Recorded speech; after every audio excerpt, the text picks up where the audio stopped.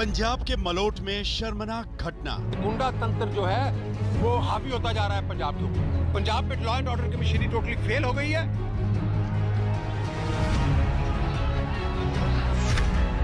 BJP विधायक के साथ सरेआम मारपीट।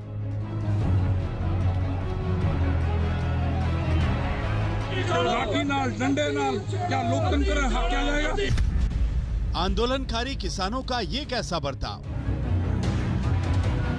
ਇਹੋ ਜਿਹੀ ਹਿੰਸਾ ਜਿਹੜੀ ਹੈ ਇਹ ਕਿਸੇ ਵੀ ਸੰਘਰਸ਼ ਨੂੰ ਕਿਸੇ ਵੀ ਅੰਦੋਲਨ ਨੂੰ ਹਮੇਸ਼ਾ ਕਮਜ਼ੋਰ ਕਰਦੀ ਹੈ। नाराजगी के नाम पर एमएलए से ऐसी बदसलूकी। पुलिस कार्रवाई जो साडी पार्टी करे। किसान के नाम पर आंदोलन में कौन है ये लोग। मुख्यमंत्री रिजाइन करो, गद्दी छोड़ो। पंजाब में कैप्टन राज पर तिल मिलाई बीजेपी।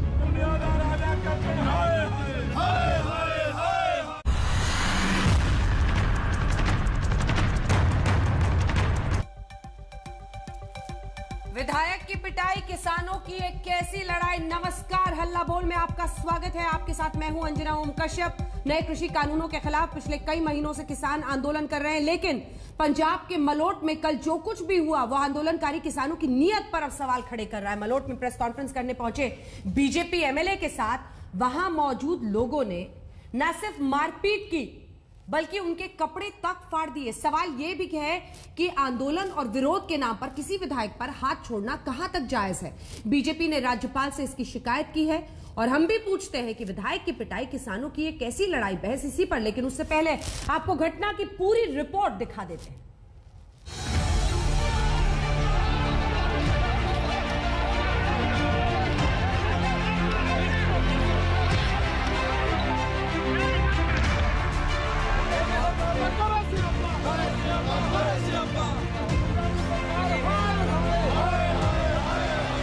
पंजाब के मलोट शहर में कल शाम जो कुछ भी हुआ वो शर्मनाक है, निंदनीय है, परेशान करने वाला है। अबोहर के बीजेपी एमएलए अरुण नारंग के साथ ऐसी बदसलूकी हुई जिसे जो भी देखेगा हैरान हो उठेगा। एक माननीय विधायक के साथ पहले धक्का मुक्की हुई, उन पर काली स्याही फेंकी गई, उन पर थप्पड़ों मुक्कों की बरसात की गई और आखिर में उनके कपड़े तक फाड़ दिए गए। और आप ये जानकर हैरान हो जाएंगे कि इन तमाम करतूत के आरोपी वो आंदोलनकारी किसान हैं जो नए कृषि कानून के विरोध में वहां जमे हुए थे।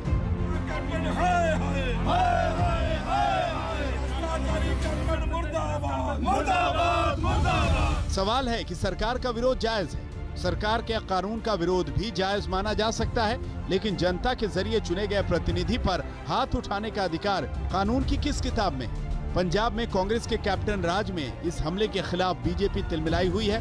सीधा आरोप मुख्यमंत्री पर कि उन्हीं के इशारों पर यह सब कुछ हुआ है। अपनी शिकायत के साथ बीजेपी का दल राज्यपाल वीपी सिंह भदौरिया से भी मिला।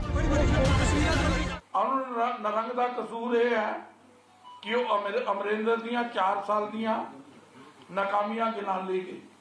इस करके हमला आवाज दबाने की कोशिश। कैप्टन साहब, बीजेपी की आवाज ना एमरजेंसी च बंद हुई सी ते ना तुहाडियां गोलियां, लाठियां, डंडे जिहड़े है इस आवाज नूं बंद कर सके। अबोहर के बीजेपी विधायक की पुलिस के सामने सरेआम पिटाई पर बवाल मचा तो आनन फानन में 250 से ज्यादा लोगों पर अनाम एफआईआर भी दर्ज की गई। बीजेपी के विरोधी दल अफसोस भी जता रहे हैं, लेकिन इस शर्त के साथ कि जो कुछ हुआ इसके पीछे की पृष्ठभूमि को भी देखना जरूरी है। किसान नेताओं ने भी मारपीट की निंदा की, लेकिन शायद मजबूरी के साथ। वो 1-2 लोग उसी विचारधारा के थे। हमारे लोग तो विरोध तो करा, काले झंडे दिखाए, लेकिन जो कपड़े फाड़ने वाला जो है वो तो नहीं था। हमारे लोग नहीं कर सकते ये काम। किसानों को जिस तरीके ना प्रवोक किया जा रहा है ਉਹਦਾ कारण है कि किसान आज मजबूर होकर कानून अपने हाथ च ले रहे हैं और बीजेपी की सरकार को चाहिए है कि ये किसानों का मसला फौरी तौर के उपर हल करे। ये कानून व्यवस्था जेकर बिगड़ती है तो ये पिछे सीधा कारण बीजेपी की केंद्र की सरकार है। वजह कोई जो भी बताए, किसान कानूनों में खामियां चाहे जो भी गिनाए, लेकिन अगर किसी जनता के चुने हुए प्रतिनिधि पर हमला होता है, उसके साथ बर्बरता होती है, तो कहीं से ये जायज नहीं ठहराई जा सकती। सवाल उस पुलिस से भी है जिसके सामने ये सब कुछ हुआ, जब उसके पास जानकारी थी कि बीजेपी के एमएलए प्रेस कॉन्फ्रेंस करने वाले हैं। जब वहां पहले से आंदोलनकारी किसानों ने घेराबंदी कर ली थी, तो पूरी व्यवस्था पहले से दुरुस्त क्यों नहीं की गई? क्या आंदोलन के नाम पर किसानों को कुछ भी करने की छूट है? चंडीगढ़ से सतेन चौहान, मंजीत सहगल और बरनाला से राजेश कुमार के साथ आज तक ब्यूरो। और आइए अब आपका परिचय उन खास मेहमानों से करा दें जो हमारे साथ चर्चा में शामिल हो रहे हैं। सरदार आरपी सिंह, प्रवक्ता भारतीय जनता पार्टी के, आलोक शर्मा जी, प्रवक्ता कांग्रेस पार्टी के, चौधरी पुष्पेंद्र सिंह, प्रेसिडेंट हैं किसान शक्ति संघ के, doctor Veerpal Singh, agricultural activist expert के तौर पर हमारे साथ चर्चा में शामिल होंगे। चौधरी पुष्पेंद्र जी, आपके साथ शुरुआत करना चाहती हूं। विरोध जायज है, लेकिन विरोध में हाथ पैर तोड़ना और शर्ट फाड़ना, इसका क्या जस्टिफिकेशन हो सकता है? और सवाल यह है कि अगर उग्र इस तरह से आंदोलन हो रहा है तो उसकी जवाबदेही किसकी बनती है? पुष्पेंद्र जी। हाँ, थोड़ा सा मुझे समय दे दीजिए। बिल्कुल आपने ठीक कहा, जो भी विरोध है, जो भी आंदोलन है, वो हम लोग शांतिपूर्ण तरीके से कर रहे हैं 4 महीने से। और इसमें 300 किसान भाइयों की इसमें शहादत हो चुकी है। 3 लाख किसान भाई यहाँ बैठे हुए हैं और जगह जगह इनके खिलाफ बोर्ड भी लगे हुए हैं कि भाई आपको घुसने नहीं दिया जाएगा। लेकिन काले झंडे दिखाने तक सब बात ठीक है, नारेबाजी करने तक सब बात ठीक है, लेकिन किसी भी व्यक्ति को कानून अपने हाथ में लेकर के और इस तरह की हिंसा कारित करने का या किसी को किसी के कपड़े फाड़ने का या बेइज्जत करने का जो है ये उचित नहीं है। इसके विषय में जैसे टिकैत साहब ने कहा, हम भी इसकी जो है कड़े से कड़े शब्दों में निंदा करते हैं। जो कार्रवाई करनी है कानून सम्मत आप उनके खिलाफ कीजिए, लेकिन इसके साथ साथ हमें ये भी देखना पड़ेगा कि लोकतंत्र में यदि इतना बड़ा वर्ग आपसे नाराज होता चला जा रहा है और आप उसकी सुनवाई नहीं कर रहे हैं और अंत में जो है नाराजगी आपके प्रति बढ़ती चली जा रही है, तो क्या लोकतंत्र है? अब ये इसके विरोध में ये जो घटना हुई है, इनके एमएलए वहां बैठे थे जाकर के धरने पर। अगर ये 3 साल तक इनको कहा जाए 3 साल तक आप यहीं बैठे रहिए, 10, 20, 50 बीच में मर भी जाइए, तो क्या इनकी स्थिति होगी? क्या साइकोलॉजी है? एक भीड़ की साइकोलॉजी आप समझते नहीं है? इतने लोग वहां बैठे हुए हैं, आप उससे वार्ता करने को तैयार नहीं है। किस किस्म का लोकतंत्र यहाँ चल रहा है? चले गए उठ करके वहां बंगाल में चुनाव में चले गए, बांग्लादेश में जो है अपनी राजनीति चमकाने चले गए। इन लोगों से वार्ता करके इसका मामले का हल जल्दी से जल्दी क्यों नहीं निकालते? ऐसा हम हुआ तो क्यों? शांतिपूर्ण। चौधरी जी, ऐसा हुआ क्यों? क्यों पीटा एमएलए को? ऐसा इसलिए हुआ, जैसे ये गए थे वहां, परमिशन लेके गए थे ये कि भाई हम जा रहे हैं कार सेवा करने अयोध्या में, और मस्जिद ढाके आ गए थे। ये गए थे वहां, इन्होंने जो है जो एमएलए के पीटे जाने की तुलना आप मस्जिद ढाए जाने से कर रहे हैं। जो मैं इनको सबक देना चाहता हूँ, ये जो हमारे ऊपर उंगली उठाएंगे ना, मैं पहले ही बता देता हूँ कि ये अपना इतिहास याद कर लें। गोधरा कांड में किस प्रकार का नरसंहार इन्होंने कर दिया था। यहाँ तो 300 आदमी मरने के बाद भी शांतिपूर्ण बैठे हुए हैं, इतनी बड़ी शांति से। और 30 साल पहले एंटी रिजर्वेशन आंदोलन में इन लोगों ने 2 महीने तक पूरे देश को जलाया था। ठीक है, तो आप गोधरा और बाबरी मस्जिद के ढाए जाने की तुलना इस एमएलए की पिटाई से कर रहे हैं, और आप ये कह रहे हैं कि ये गुस्सा भीड़ का है और वो जायज है। मैं ये नहीं कह रहा जायज है, मैं ये कह रहा हूँ कि इन्होंने तो अति कर दी। हम तो बैठे बैठे मर गए 300 आदमी। कितने आदमी आरक्षण आंदोलन में बैठे बैठे मर गए थे इनके, जो इन्होंने 2 महीने तक पूरे देश को जलाया। जवाब दीजिए, गुस्सा है?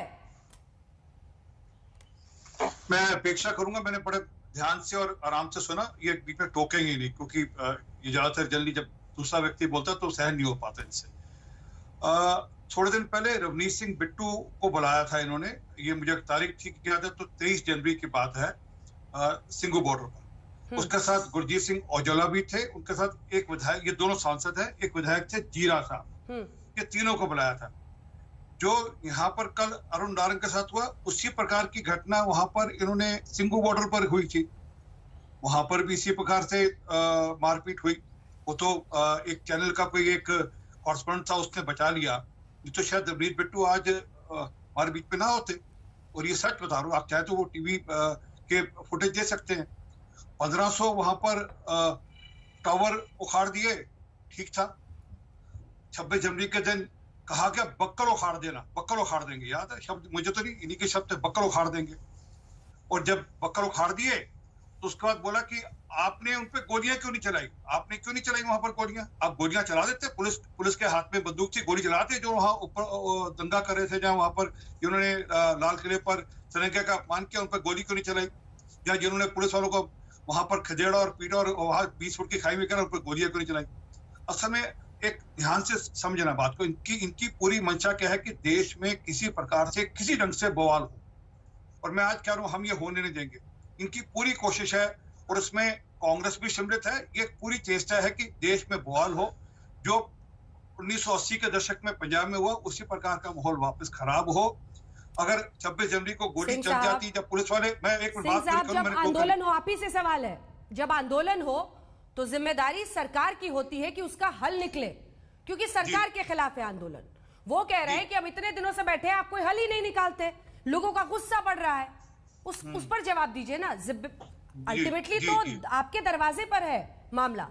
आंदोलन को शांत करना जो भी सरकार में होता है, अन्ना आंदोलन हो, उसके बाद जितने भी आंदोलन हुए, जवाबदेही या जिम्मेदारी सरकार की होती है ना सर।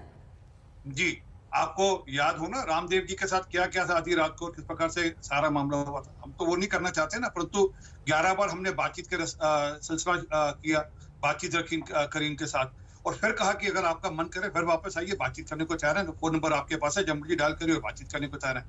असल में ये आंदोलन अब आंदोलन कोई किसानों का आंदोलन नहीं है, बड़ा स्पष्ट बता दूं, ये आंदोलन राजनीतिक है, राजनीतिक तौर पर प्रेरित है। इसमें कांग्रेस पार्टी का खुला समर्थन है। वो इनके नेता कांग्रेस के ट्रैक्टर पे घूमते हैं, इनके नेता कांग्रेस की सभाओं में जाते हैं, इनके नेता कांग्रेस के सभा में जाते हुए भाजपा का विरोध करने जाते हैं। तो राजनीतिक आंदोलन है, ये करते रहे।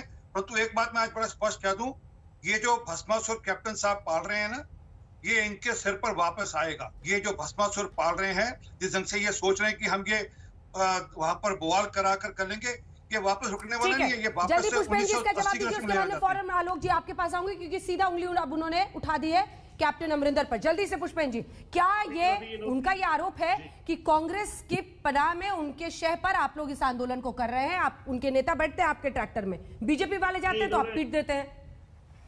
इन्होंने खुद ही जवाब दे दिया कि ये तो किसान हो ही नहीं सकते। बिल्कुल ठीक है। और बार बार आप कहते हो ये आंदोलनकारी भी किसान नहीं है, किसान तो अपने खेत में काम कर रहा है। तो खेत में काम कर रहा है वो असली किसान है, ये नकली किसान होंगे या इनके कार्यकर्ता होंगे, या जैसा वो सिद्धू इनका आदमी निकला था ऐसा इनके कुछ आदमी उकसाने वाले होंगे। ये भी बात भी तो जांच में निकल के आ सकती है बाद में। जिस तरह के ये प्रपंच करते हैं अपने आदमी, या संजीव बॉर्डर पे भेज करके इन्होंने पथराव कराया था। लेकिन पुष्पेंद्र जी, जब संजय राउत आते हैं, जब विपक्ष के नेता आते हैं, तब तो आप लोग गले मिलते हैं, फोटो सेशन चलता है वहां पर। बीजेपी वाले एमएलए आने पर उसको पीट देते हैं। तो समझना पड़ेगा ना कि आखिर ऐसा क्यों हो रहा है। नहीं, बीजेपी के खिलाफ आंदोलन हो रहा है। बीजेपी वालों को जब कह दिया कि भाई आप इसका हल निकाल लो, आपका हम विरोध कर रहे हैं, आप हमारे बीच में मत आओ, फिर भी ये घूम रहे हैं और फिर भी आ जाएंगे तो पीट देंगे। अगर आप विरोध करें हमारे बीच में मत आओ। अब सुनिए, अभी आपने कहा कि आके बात क्यों नहीं करते। एक सेकंड आरपी से, अभी आपने कहा कि बात क्यों नहीं करते हैं, और बीच में आएंगे तो आप कह रहे फिर तो क्यों आ गए बीच में, तो आप पीट देंगे। मैंने कहा है, ये तो आप कह रहे हैं कि मैं कह रहा हूँ इन्हीं के आदमियों का जो है ये ड्रामा निकलेगा बाद में, देख लेना आप कि भाई इन्होंने अपने आदमी भेज करके 4 लोगों से पथराव करा दिया और लोगों को उकसा दिया, कर दिया। तो वो जांच का विषय है। इस तरह की घटनाएं हुई हैं जिसमें यही निकले बाद में, अंत में इसके पीछे कोई ना कोई साजिश निकलेगी। आलोक जी को एक बार, उसके बाद से आरपी सिंह साहब मैं फौरन आपसे जवाब लूंगी। आलोक जी, उनका कहना है कि कैप्टन की शय पर ये हो रहा है और ये भस्मासुर जो वो पाल रहे हैं वो एक दिन उन्हीं को पड़ेगा। देखिए, मुझे लगता है अंजना जी, ये विषय बहुत गंभीर है। ये कोई छोटी मोटी घटना नहीं है कि एक चुना हुआ नुमाइंदा उसके साथ इस तरह की घटना हो। इसको बहुत सीरियसली लेना पड़ेगा। हमने 300 से ज्यादा लोगों के ऊपर एफआईआर की और 307 धारा लगाई। 307 मतलब अटेम्प्ट टू मर्डर। ये बिहार नहीं है कि वहां पर पुलिस जो है महिलाओं को, विधायकों को घसीट कर बाहर खींचेगी और बीजेपी के विधायक बाहर खड़े होकर हंसेंगे। ये बिहार नहीं, ये पंजाब है। पहली चीज। दूसरी चीज, कैप्टन साहब की बात आपने कही, हमने तो पूरी तरह से देखिए, अभी भी विजुअल्स आज तक पे चल रहे हैं। पुलिस हर कोशिश कर रही है कि उसको बचाया जाए, और पुलिस ने ही उनको बचाया है, नहीं तो उनकी जान को खतरा था। अब आते हैं कि क्या कारण है कि नक्सली कहा गया, उनको आतंकी कहा गया, खालिस्तानी कहा गया। एक दिल्ली के सांसद थे जिन्होंने उनको बेवड़े कहा, और वही सांसद 2 घंटे के बाद अमित शाह जी को माला पहनाते हैं महरौली में। पानी इनके ऊपर बौछार, लाठीचार्ज इनके ऊपर, आंसू गैस इनके ऊपर, चीन से फंडिंग, पाकिस्तान से फंडिंग, इनकम टैक्स के नोटिस, ये सब भी तो कांग्रेस ने दिए। अब कह रहे हैं साहब कैप्टन साहब के इशारे पे हुआ है। अरे साहब, वहां पर आपको याद होगा जेजेपी के एक विधायक ने कहा था कि हम विधायकों को अब लोहे के अंडरगारमेंट्स लेके जाना पड़ेगा, वो भी विधायक हमारा ही होगा। हालात आप समझ नहीं रहे कि किसान कितना आपसे नाराज है। इन्होंने कहा रामदेव, अरे भाई लाला रामदेव अगर योग के लिए रामलीला मैदान बुक कराएंगे और लाला रामदेव फिर उसमें कांग्रेस के खिलाफ जहर उगलेंगे तो स्वाभाविक है कि अगर वहां पर लॉ एंड ऑर्डर की सिचुएशन आएगी तो एक्शन लिया जाएगा, और ठीक लिया गया। अन्ना आंदोलन और उसके पीछे बीजेपी और आरएसएस नहीं खड़ी थी क्या? हम आज पूरी तरह से किसानों के साथ खड़े हैं, इसमें कहीं कोई दो राय नहीं है कि हम पीछे हैं। 300 लोगों के से ज्यादा के खिलाफ एफआईआर हुई है, जांच होने दीजिए। बीजेपी के और अकाली के लोग मिलेंगे इसके अंदर। आप देखिएगा किस तरह से लाल किले के ऊपर जो हुआ वो भी कांग्रेस ने करा दिया था। अरे भाई, दिल्ली पुलिस यहां पर खड़ी होकर देख रही थी चारों तरफ से। आप कह रहे हैं कि साहब इनकी तो ये किसान ही नहीं है, मुट्ठी भर लोग आ गए हैं, किसान तो खेतों में काम कर रहा है। आपने 11-12 दौर की मीटिंग की सिंह साहब, बिना एजेंडे के। क्या एजेंडा था आपका? वो कह रहे हैं कि एक बार इसको रद्द कर दीजिए, हमसे बात कीजिए उसके बाद। नहीं नहीं नहीं, रद्द तो हम किसी कीमत पर नहीं करेंगे। क्या अडानी अंबानी से या किसी और बिजनेस घराने से आप लोगों ने टोकन पकड़ रखे हैं क्या इन किसानों के खिलाफ? देश की राजधानी के ऊपर 10 लाख किसान बैठा है पिछले 5 महीने से, और जिम्मेदार कांग्रेस है। आप लोगों को कहते हुए भी शर्म नहीं आती? कनाडा से फंडिंग आ गई है, यही सिंह साहब कह रहे थे मुझे एक बार कि बाहर के देशों से फंडिंग आ रही है और तमाम चीजें।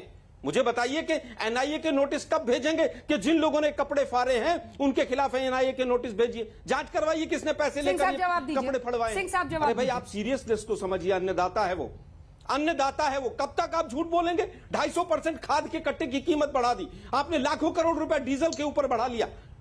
भाइयों बहनों मित्रों, डबल कीमत कर देंगे हम, किसान की आय दुगनी कर देंगे। भाई कैसे हो जाएगी? आय तो लगातार घट रही है। आप ही के लोगों ने कहा ना ये आतंकवादी है, खालिस्तानी है, पता नहीं क्या क्या है ये लोग। अगर एक होंगे तो मैं बोलकर फिर मैं बीच में टोकना नहीं चाहता। अपनी पूरी भड़ास निकाल ले, जितना झूठ बोलना झूठ बोले। मैं ये पूरा कर ले फिर बोलूंगा। जब ये पूरा कर लेंगे फिर मैं शुरू कर दूं। मुझे छूट है, मैं बोल दूं? बोलिए बोलिए। जी धन्यवाद। मैंने अभी आपको बताइए ना, मैं सांसद का नाम बताऊंगा जिन जिन सांसदों ने कौन कौन सी शब्दावली का इस्तेमाल किया है। हम बिल्कुल इस घटना की बिल्कुल भर्त्सना करते हैं, नहीं होनी चाहिए सिंह साहब, लेकिन ऐसी नौबत क्यों आ रही है? आप लोगों को बिल्कुल कोरोना की भी नहीं पड़ी, आप चुनाव लड़ रहे हैं विदेशों में जाकर, थोड़ा सा भी आप लोगों को वो नहीं आ रहा है। उत्तर दें आप। किसानों की समस्या क्या पाकिस्तान या चीन सुलझाएंगे या हिंदुस्तान की सरकार सुलझाएगी? ठीक है, अब सांस लीजिए। आरपी सिंह जवाब 4 महीने से ज्यादा हो गए, देश की राजधानी पे किसान बैठे हुए हैं। जी जवाब दीजिए आरपी सिंह साहब। इसके बाद रामलीला मैदान का अगर भाषण का खत्म कर तो मैं उत्तर दे दूं। टीवी डिबेट नहीं चल रही है, रामलीला मैदान का भाषण चल रहा था। मुद्दे की बात करें, इनके सांसद रवनीत बिट्टू ने क्या कहा था? जरा 23 जनवरी का मैं चाहूंगा आपके यहाँ का ऑडियो निकाल लेना चाहिए, पता लग जाएगा किसने खालिस्तानी कहा था। पहली बार खालिस्तानी नहीं, कई बार खालिस्तानी कहा। बिट्टू ज्यादा पावरफुल है या मोदी जी और अमित शाह केंद्र की सरकार ज्यादा पावरफुल है? आप इस बात का उत्तर दीजिए। क्या रवनीत बिट्टू की जिम्मेदारी है कि हम किसानों का वो सॉल्यूशन निकालेंगे? अगर किसी सांसद को कोई चीज पता चली और उसने केंद्र सरकार को आगाह किया, कैप्टन साहब भी अमित शाह से मिलकर गए थे, याद है आपको? नंगे हो गए आप, अभी खुद ही नंगे हो गए, खुद ही नंगे हो गए। सुधारिए। अरे खुद ही नंगे हो गए आप, मुझे थोड़ा नंगा करना पड़ा। खुद ही नंगे हो गए, आपने खुद मान लिया। फिर वही क्या शब्दावली का इस्तेमाल कर रहे हैं? अरे आपने कहा ना अभी रवनीत बिट्टू की बात, मैं ये नहीं कह रहा, मैंने आपने कही रवनीत। अरे भाई आप मुझे बताइए क्या रवनीत बिट्टू, आप बार-बार रवनीत बिट्टू, इससे आगे भी गाड़ी को बढ़ाइए ना। अच्छा दीप सिद्धू कौन है? दीप सिद्धू मामा लगता है आपका? दीप सिद्धू क्या लगता है? मैंने कुछ नहीं कहा, रवनीत बिट्टू ने क्या कहा है? मुझे केवल ये बताइए कि अमित शाह और मोदी जी ज्यादा पावरफुल है या रवनीत बिट्टू के ऊपर आप सारी तलवार टेक देंगे जाकर? वो सुरजेवाला दीप सिद्धू की वकालत क्यों कर रहा था? अरे भाई आप मुझे केवल ये बताइए, दीप सिद्धू दिल्ली पुलिस को कौन से पार्क में घूमते हुए मिला था? किसके लिए नहीं है? नहीं दीप सिद्धू कौन से पार्क में घूमता हुआ मिला था? दिल्ली पुलिस को बताएंगे मैंने कहां पर अरेस्ट हुआ था? वो आपका आदमी था वो। 20 दिन तक आप लोगों ने उसको छुपा कर रखा। लाल किला सुरक्षित नहीं है, दूसरे लोगों के ऊपर आप लोग किस तरह से आरोप उठाते हैं, उंगली उठाते हैं। सोचिए जरा, आपके विधायकों की क्या हालत हो गई है। और केवल वो चाहे बीजेपी का हो चाहे किसी पार्टी का विधायक हो, विधायक होगा वो चुना हुआ विधायक। अरे भाई आप मुझे केवल ये बता दीजिए कि एक विधायक की जो हालत हो रही है इसके लिए जिम्मेदार आप क्यों नहीं है? राहुल गांधी ने आदेश दिया, आपकी सरकार केंद्र में है, आपके विधायक की हालत अगर किसान कर रहा है तो ऐसा क्यों हो रहा है? 1000 करोड़ जांच होने दीजिए, आपके लोग निकलेंगे इसके अंदर। ये जो आपके बगल में बैठे हुए ना किसान, इनमें से मुझे एक लगता नहीं बोलता है, मुझे ये कर्जा माफ नहीं किया अगर हमने तो हमारे ऊपर किस किसान नाराज होगा ना, वोट नहीं देगा हमें, हम उसको झेलेंगे। हमने कर्जा माफ किया है, राहुल गांधी जी के नेतृत्व में तमाम राज्यों में जहां हमारी सरकार आई है, हमने वहां पर कर्जा माफ किया है, चाहे वो छत्तीसगढ़ हो और मध्य प्रदेश हो, चाहे वो राजस्थान हो, चाहे पंजाब हो। लेकिन दुर्भाग्य से आप आज के मुद्दे को भटकाना चाहते हैं। वीरपाल जी, इस तूतू में किसानों की कौन सी भलाई हो रही है? अब तो इतने महीने निकल गए, ठंड से घोर गर्मी में अब वो बैठे हैं। हाँ, मैंने इनको बहुत सुना है, मेरी भाई 2 मिनट का समय दीजिए।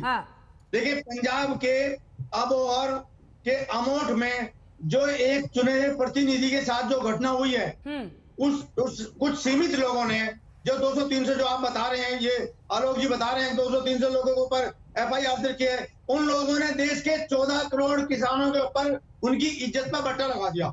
मतलब देखो कितनी बड़ी घटना करी कि चुने हुए प्रतिनिधि के ऊपर ऐसा काम करना बहुत है। जांच होने दीजिए, पता चलेगा बीजेपी के लोग हैं। जैसे दीप संधू निकला था ना मोदी जी के साथ खड़ा हुआ, देखा आप लोगों ने, करने के लिए। लेकिन किसान भी एडमेंट हो रहे हैं इस बात पर, किसानों को भी इतनी एडमेंट नहीं होना चाहिए, किसान को भी समझना चाहिए और सरकार को भी समझना चाहिए। लगभग 4 महीने हो चुके इस बात को, अब सरकार को भी बैठकर किसानों को भी अपनी जिद छोड़ देनी चाहिए। वो बिल्कुल जो किसानों के बिल रद्द करने के लिए कह रहे, वो ठीक बात नहीं है। वो जांच इनकी डिमांड नहीं है, उसमें संशोधन हो रहा है, MSP मिल रही है, तो किसानों को जरूर सोचना चाहिए। देखो कितना बड़ा धब्बा लगा किसानों के ऊपर, देश के 14 करोड़ किसानों को शर्मसार हो गए हैं, इन लोगों को सोचना चाहिए। देखो आलोक जी दिखा रहे हैं, बिल्कुल ठीक है, और ठीक है, नो प्रॉब्लम। लेकिन आलोक जी जैसे आपकी बराबर में बैठ, ये वो दीप संधू है जिसने लाल किले को कलंकित किया था, ये वो दीप संधू है जो मोदी जी के साथ खड़ा होकर फोटो खिंचवाता है। और कृषि विशेषज्ञ महोदय, आप बीजेपी की कितनी ही वकालत कर रहे हैं। वीरपाल जी की बात पूरी होने काम करने के लिए तैयार है, अब रबी फसल कटने के लिए तैयार है। किसानों के पास वैसे ही टाइम नहीं है कहीं भी जाने के लिए, किसान अपने खेत में रहेगा इस समय। लेकिन ये जो धरना चल रहा है, इस धरने को बिल्कुल खत्म करना चाहिए जल्दी में ही। सरकार को भी सीरियस होना चाहिए और किसानों को तो उससे भी अधिक सीरियस होना चाहिए, ताकि किसान भाई सभी समझो। बहुत दिन हो चुके, बहुत किसानों की ज्यादा हो चुकी, ये बिल्कुल ठीक बात नहीं है। किसान भाई को तो समझना ही पड़ेगा, जब ये बिल्कुल गलत बात है। आप लोग जवाब दे रहे हैं, ताकि आगे भी काम कर सके सारे देश की, किसानों के ऊपर ही सारे देश की। ठीक है, जवाब सुनिए। ठीक है, आपने सही बात कही, अब जरा जवाब सुनिए। हाँ, देखिए, जब कोई निर्दयी सरकार, क्रूर सरकार, निर्लज सरकार, ढीठ सरकार, शब्द ये कड़े हैं पर इस्तेमाल करने पड़ेंगे, आपके दरवाजे पे आके बैठ गए किसान और मरते चले जा रहे हैं, धीरे धीरे शहादत होती चली जा रही है, उसके बाद भी आप कोई सुनवाई नहीं कर रहे हैं। ऐसा लग रहा है कि आपको कांग्रेस के पैसों पर, कांग्रेस के एजेंडा पर राजनीति करो। शिक्षा देने थे थोड़ी देर पहले, किसी के बीच में ना बोलेंगे। अब जब आप कांग्रेस से पैसे लेकर कांग्रेस के एजेंडा पे काम करो तो ऐसा ही होगा। आप कांग्रेस के एजेंडा पे काम करते हैं, सिंह साहब उनको पूरी कर लेने दीजिए बात। आरती सिंह साहब, क्यों बात करने दो, कांग्रेस कांग्रेस के एजेंडे से, कांग्रेस के पैसे से काम कर रहे हैं। मैं कह रहा हूँ, इनके मंचों से कांग्रेस के लोग आते हैं, इनके नेता कांग्रेस के ट्रैक्टर पर बैठकर घूमते हैं। जब अन्ना आंदोलन में हम लोग शामिल हुए थे, तो तब हम तुम्हारे एजेंडे पे काम कर रहे थे। आपसे भी चिंता मत करो, आप किसान नहीं हो, आप किसान नहीं हो, आप नकली कहाँ से किसान हो गए, आप कहाँ से किसान हो गए? नहीं, ये किसान ही नहीं है। अरे मैं कह रहा हूँ तुम किसान ही है भैया, तुम तो किसान ही नहीं हो। अच्छा ठीक है, चलो ठीक है। है, तुम तो कांग्रेस से पैसे उठा रखे हैं, तुमसे सर्टिफिकेट लेने की मुझे आवश्यकता नहीं। दीप सिद्धू की वकालत सुरजेवाला क्यों कर रहा था? अरे मैं तो बैठो, सुनिए। अरे आप हुआ ना वेस्ट बंगाल, हुआ है, आप कहीं के घुमा जाइए, अच्छा कोई 200 लोग नहीं मिलते, जितने लोग आपके मन को उतने लोग सामने होते हैं आपके। अरे जितने लोग आपके मन को सामने होते हैं। नहीं, ये ठीक है। आरपी सिंह साहब, आरपी सिंह साहब, आपने अपनी बारी में बोला, किसी ने आपको नहीं टोका था। आरपी सिंह जी प्लीज, ठीक है। चौधरी पुष्पेंद्र सिंह जी, छोटे से ब्रेक के लिए हम रुक रहे हैं, यहीं से पूरी चर्चा को आगे लिए चलेंगे। जो वीरपाल जी कह रहे हैं, सवाल ये है कि पूरा किसान आंदोलन उसकी साख पर बट्टा लगता है जब इस तरह की घटना होती है। चुने हुए प्रतिनिधि को, किसी भी व्यक्ति को, एक आम आदमी भी हो, हाथ उस पर आप नहीं छोड़ सकते हैं, और ऐसा हुआ है तो ये गलत है। एक ब्रेक के लिए हम रुक रहे हैं, ब्रेक के बाद भी चर्चा जारी रहेगी, देखते रहिए आज तक।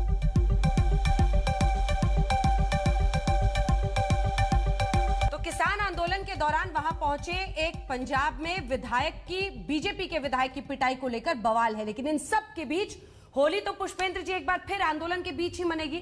अब जो सवाल तमाम उठ रहे हैं इन सब पर जवाब तो देना होगा।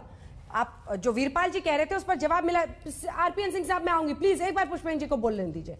सवाल यह है कि सरकार को जितना कोसना हो आप कोस सकते हैं, लेकिन इस बीच एक रास्ता निकालना भी तमाम नेताओं की जिम्मेदारी है जो संगठनों के मुखिया हैं अलग अलग जगहों पर। जी बिल्कुल ठीक है। हमने इनको एक बात कही थी, मेरी स्वयं मंत्रीगण से जब वार्ता हुई थी 2-3 बार, मैंने खुद कहा था कि भाई एमएसपी की जो लीगल गारंटी है कम से कम आप उसकी घोषणा कर दें, और जो ये कानून है इनको लंबे समय तक आप सस्पेंड करके एक कमेटी बना सकते हैं। उसके बाद सुनवाई करने के लिए जो है गुडविल जेस्चर हो जाएगा कि आपने एमएसपी की एक डिमांड, जो मेन डिमांड है, इससे नीचे कोई खरीद परचेज जो है नहीं होगी, सारे देश के किसान को एमएसपी मिलने लगेगा, इसको आप कर दीजिए, इसमें कोई आपत्ति नहीं होनी चाहिए। अच्छी कीमत अगर किसान को मिल जाएगी तो आपको क्या तकलीफ है? आप तो स्वयं चाहते हैं कि किसानों की आमदनी दुगनी हो। अरे जब उसको अच्छी कीमत मिलेगी फसलों की तभी तो आमदनी दुगनी होगी। ठीक है, कानून सस्पेंड करना, एमएसपी की गारंटी, ये दोनों बातें वो कह रहे हैं। इस पर जल्दी से आरपीएन सिंह साहब आपका कमेंट। जी पहली बात तो मेरा नाम आरपी सिंह है। आरपी सिंह कांग्रेस के नेता हैं बड़े, वो कोई बात नहीं। देखिए कैसी दुविधा है पंजाब में, आज भी कॉन्ट्रैक्ट फार्मिंग है, और इससे जो हम लाए हैं इससे बुरी है। हमने किसानों के पक्ष में की है, वो अडानी और अंबानी के पक्ष में जो पंजाब ने कर रखी है अपने यहाँ। परंतु गाना गाएंगे, किसी एक किसान की जमीन जानी नहीं है, रोज गाना गाते हैं। मैं एक चीज और बता रहा हूँ, ये जो मंडी का लेकर कहानी है ना कि मंडी आ जाएगी, नहीं, वो पता है आपको, मंडी भी लोकल गवर्नमेंट के हाथ में है, कैप्टन अमरिंदर सिंह के हाथ में, कि मंडी किसी को नहीं कर छूट देगा या नहीं देंगे। वो चाहेंगे तो कोई नहीं मंडी नहीं आएगी। परंतु उसके चलते हुए बीजेपी के नेताओं पर हमले, अब ये कहने का 300 लोगों को पकड़ा। इससे पहले अश्विनी शर्मा जी हमारे वहां के प्रधान है, हमारे अध्यक्ष है, उनके ऊपर हमला हुआ, एक आदमी नहीं पकड़ा। उसमें कांग्रेस का नेता सुखविंदर सिंह वहां था, उसमें उसको नहीं पकड़ा। टांडा में हुआ, फिरोजपुर में हुआ। पर मैं जो हकीकत है, 90,000 करोड़ रुपए का कर्जा माफी का वादा किया था कैप्टन साहब ने, गुटका साहब की कसम खाकर, और गुटका साहब की कसम खाई थी गुरुद्वारे की तरफ इशारा कर कि मैं कसम कर रहा हूँ 90,000 करोड़ का कर्जा माफी कर दूंगा। इनको बोलिए ना, एक बार जाए कैप्टन साहब के द्वारे और बोला आपने गुटका साहब की कसम खाई थी 90,000 करोड़ का कर्जा माफ करूंगा। किस दिन माफ करेंगे? नहीं बोलेंगे बिल्कुल भी, ये किसान नेता नहीं बोलेंगे, क्योंकि इनकी मिली भक्त है। मैं बड़ा स्पष्ट कह रहा हूँ। और जहां तक एक मिनट ये दीप सिद्धू की बात बार करते हैं, मैं दीप सिद्धू का मन में स्पष्ट कर दूं। 16 जनवरी को ये सुरजेवाला दीप सिद्धू के पक्ष में बयान दे रहे थे और कह रहे थे कि वो उसके खिलाफ जो नोटिस किया गलत किया। ये सुरजेवाला का बयान आपके चैनल का मैं आपको भेज दूंगा, आपके चैनल पे चला। सुरजेवाला ने कहा तो, और कैप्टन साहब ने 70 वकील दिए हैं जिन लोगों ने वहां पर तिरंगे का अपमान किया था लाल किले पे। सुरजेवाला जी के कहने से सर थोड़ी ना कोई दोषी बनेगा या निर्दोष होगा। नहीं, वो तो आपकी पुलिस और आपकी एजेंसी को करना है ना। मैं जो अंजना बहन जो मैं कह रहा हूँ, वकालत भी तो यही करते हैं। ये फिर वकालत क्यों करते हैं? वकालत, मैं पूछता हूँ, ये वकालत सिख फॉर जस्टिस के बिहाफ पे कर रहे थे या राहुल गांधी के कहने पे कर रहे थे? ठीक है, एक बार जवाब दीजिए जल्दी से आलोक जी, फिर आ रही हूँ पुष्पेंद्र जी। अंजना जी, मुझे लगता है कि दीप संधू जो है ना, वो यहाँ पर नेहरू पार्क में घूम रहा था, दिल्ली पुलिस को मिल गया। अरे भाई, केंद्र की सरकार बताए कि दीप संधू किसका आदमी था, कहाँ पकड़ा। आज तक दिल्ली पुलिस ये क्लैरिफाई नहीं कर पाई। अरे भाई, ये तो बता दो कहाँ पकड़ा वो। अरे भाई, मुझे केवल ये बता दो, दीप संधू को दिल्ली पुलिस ने कहां से अरेस्ट किया, किस बीजेपी के लीडर के घर से अरेस्ट किया? क्यों आकर खड़े हो गए? आप मुझे केवल ये बता दीजिए, दीप संधू को कौन से बीजेपी के लीडर के घर से अरेस्ट किया गया है? आप नहीं बताएंगे, आप बोलते रहेंगे, आपकी आदत है। दूसरी चीज, अरे भाई सुनिए ना, आरपी सिंह साहब, आप उम्र में इतने बड़े हैं, सुनिए जरा शांति से। देखिए, आपके बीच में मैं नहीं बोला, अंजना जी इनको शांत कीजिए। ठीक है, इनको आज बुरा लग रहा है कि एक विधायक के कपड़े फाड़े गए, मुझे भी बुरा लग रहा है, मुझे भी बुरा लग रहा है। नहीं, आप सुनिए ना, आरपी सिंह साहब, आप एक ही बात को 4 बार रिपीट कर चुके हैं, आपके बात में कोई दम नहीं। सुनिए ना, रणदीप सिंह जी ने कभी भी किसी दीप संधू का कोई वकालत नहीं की। आप सुनिए ना भाई उत्तर, आप सुनिए ना, हमने कभी दीप संधू की वकालत नहीं की। हम तो आपसे पूछ रहे हैं दीप संधू कौन से बीजेपी के लीडर के यहाँ से दिल्ली पुलिस ने अरेस्ट किया था, उस जगह का नाम बता दीजिए हमें, पहली चीज। दूसरी चीज, आज आपको लग रहा है कि एक विधायक के कपड़े फटे हैं, हमें भी बुरा लग रहा है। हम भी चाहते हैं विधायक और सांसद बनना, और हम भी चाहते हैं कि इस तरह की चीज चुने हुए नुमाइंदों के साथ ना हो, लेकिन जब तमिलनाडु से हजारों किसान कपड़े उतार कर पैदल चलकर आए थे और जंतर मंतर पर तमिलनाडु से 6 महीने तक किसान बैठे रहे थे। नहीं, आप देखिए, जब आप बोल रहे थे फिर किसी ने नहीं टोका आपको, जब आप बोल रहे थे फिर किसी ने नहीं टोका। सिंह साहब, ये ठीक नहीं है, प्लीज। अंजना जी धन्यवाद, धन्यवाद अंजना जी। देखिए, तमिलनाडु से जब हजारों किसान कपड़े उतारकर प्रदर्शन करते हुए जंतर मंतर पर आए, 6 महीने यहां बैठे रहे, तब इनको कपड़ों की कीमत समझ नहीं आई, आज की कपड़ों की कीमत समझ आ रही है। मैं भी मानता हूं गलत हुआ है, विधायक के साथ नहीं होना चाहिए था, ना बिहार के विधानसभा में जो हुआ वो होना चाहिए था, और ना जो आज हुआ है ये होना चाहिए था। उसके बाद नहीं, आप मुझे आरपी सिंह साहब, अरे आरपी सिंह साहब सुनिए ना, आप फिर बीच में बोल पड़े। आज आप लोगों के बिल्कुल पूरी तरह से आप लोग बेनकाब हो रहे हैं। आपने उसके कपड़े, अंजना जी प्लीज शांत कीजिए इनको, देखिए प्लीज शांत कीजिए इनको, ठीक है, प्लीज शांत कीजिए अंजना जी इनको। आरपी सिंह जी, मैं तथ्यों पर बात करूंगा। दूसरी बात, अभी 4 दिन पहले एक किसान नेता अहमदाबाद में प्रेस कॉन्फ्रेंस कर रहे थे। अरे भाई, आप प्रेस कॉन्फ्रेंस की परमिशन ली कि नहीं अंजना जी? आपने इस हल्ला बोल की परमिशन ली थी कि नहीं बीजेपी से? मुझे केवल ये बताइए कि एक किसान इस देश के अंदर प्रेस कॉन्फ्रेंस नहीं कर सकता, उसको पुलिस उठाकर ले जाएगी, फिर आप कहते हैं कि हमारे विधायक पर अटैक क्यों कर दिया किसान ने? मुझे नहीं पता वो किसान है या कौन लोग हैं, मुझे नहीं लगता किसान ऐसा काम कर सकते हैं। जरूर बीजेपी के एजेंट मिलेंगे, लेकिन मुझे बताइए, आप एमएसपी की और बड़ी बड़ी बातें कर रहे हैं। 1 minute sir, 1 minute sir, 1 minute sir, 1 minute. इसी शो पर बीजेपी के एक बड़े प्रवक्ता ने मुझे मेरे सामने बात कही थी, नहीं, पराली जलाने के मामले में। आरपी सिंह साहब सुनिए ना, आप तथ्यों पर बात नहीं करना चाहते। दुर्भाग्य यही है, बीजेपी तथ्यों से भागती है, हिंदू मुसलमान करके केवल काम करना चाहती है। नहीं, अंजना जी से पूछिए, पराली जलाने पर और बिजली के बिलों पर इन्होंने कहा हमारी सहमति बन गई है। कहा गया था 4थी मीटिंग के बाद, इनसे पूछे वो ऑर्डर कहाँ है आज तक कि पराली जलाने पर किसानों पर बिल वो। अरे बताइए ना कि केस दर्ज नहीं होंगे? आप लोगों ने कहा, वो झूठे नरेंद्र तोमर ने कहा कि हमारी 2 मुद्दों पर, 4 में से 2 मुद्दों पर हमारी सहमति बन गई है। बताइए वो 2 सहमति जो बनी थी, अंजना जी से पूछिए। आप किसानों को ठग नहीं सकते, आप किसानों को धोखा नहीं दे सकते। क्या किसानों को ठग रही है सरकार? जो सहमति बनी थी, क्या किसानों को ठग रही है सरकार? पूरी क्या किसानों को ठग रही है सरकार? वीरपाल जी, एक सेकंड। वीरपाल जी, कि वो पराली, क्या किसानों को ठग रही है सरकार? आपने भी कहा किसान सरकार दोनों को गंभीर होना होगा। किसानों के ऊपर क्या किसानों को ठग रही है सरकार? जो आलोक शर्मा कह रहे हैं उसमें दम है। क्या कहा? रिपीट करना प्लीज। आलोक शर्मा जी कह रहे हैं कि किसानों को ठग रही है सरकार, सही कह रहे हैं? नहीं, ये गलत कह रहे हैं। आलोक जी को कुछ पता नहीं है। आपसे पूछना चाहता हूँ, कृषि विशेषज्ञ हैं, पराली जलाने और बिजली के बिल वाला ऑर्डर कहाँ है? लेकिन मैडम देखो, मैं आपको बताता हूँ, किसानों को, सरकार को बैठ के दोनों को एक प्लेटफार्म पे बात करनी पड़ेगी और बात होनी चाहिए। हमारे टाइम में आंदोलन हुआ होता तो जिम्मेदार क्या बीजेपी थी? बेइज्जती हुई है, उसकी बेइज्जती कैसे वापसी आएगी? 12 दौर की बातचीत केवल किसानों को गुमराह करने के लिए थी।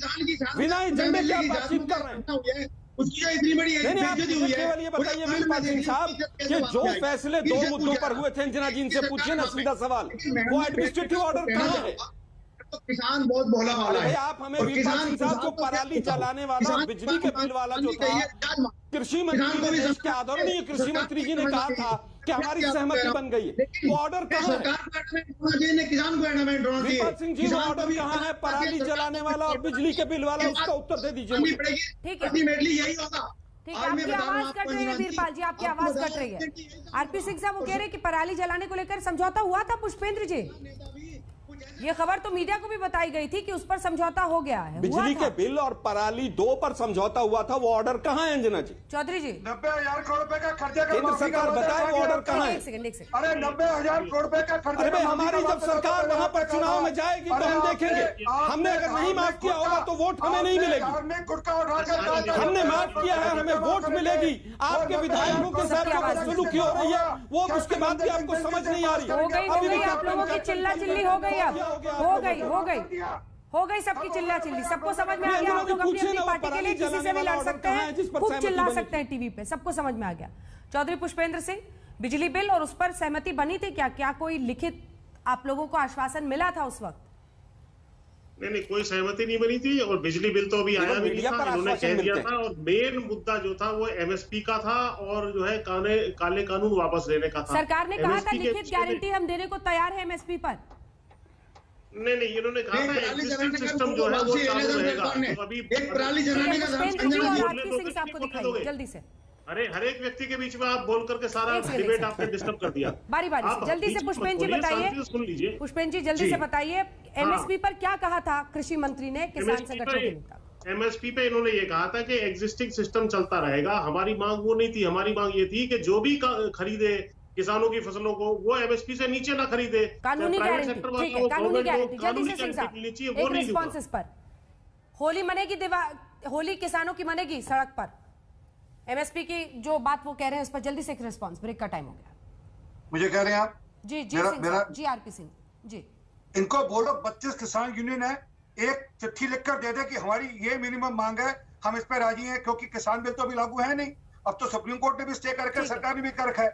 इनको बोलो 32 यूनियन लिख के दे दे कि ये हमारी एक मांग है, इस पर हम चले जाएंगे। असल में ये एक साथ नहीं है। इनको कांग्रेस वाले बेकार है और वहां पे उकसा रहे हैं और ये कांग्रेस के एजेंडे पे काम कर रहे हैं। के लिए हमें रुकना पड़ रहा है। बीजेपी हमेशा ये कह रही है कि कांग्रेस उकसा रही है। आप ये भी कहते हैं सिंघू बॉर्डर से गाजीपुर बॉर्डर होते होते अलग अलग संगठनों में मतभेद है। एक ब्रेक के लिए हम रुक रहे हैं, लेकिन इन सब के बीच जो अन्नदाता है वो याद रखिए होली के दिन भी इस आंदोलन में शामिल रहेगा। अभी तक रास्ता नहीं निकला है, लेकिन शर्मनाक है अगर किसी को भी, चाहे वो एमएलए हो, कोई भी व्यक्ति हो, उसको ऐसे आंदोलनकारी सड़क पर पीट देते हैं, जो आरोप अभी तक लग रहा है उसके मुताबिक। ब्रेक के लिए हम रुक रहे हैं, देखते रहिए आज तक। सवाल ये उठ रहा है कि एक विधायक की पिटाई, किसानों की ये कैसी लड़ाई?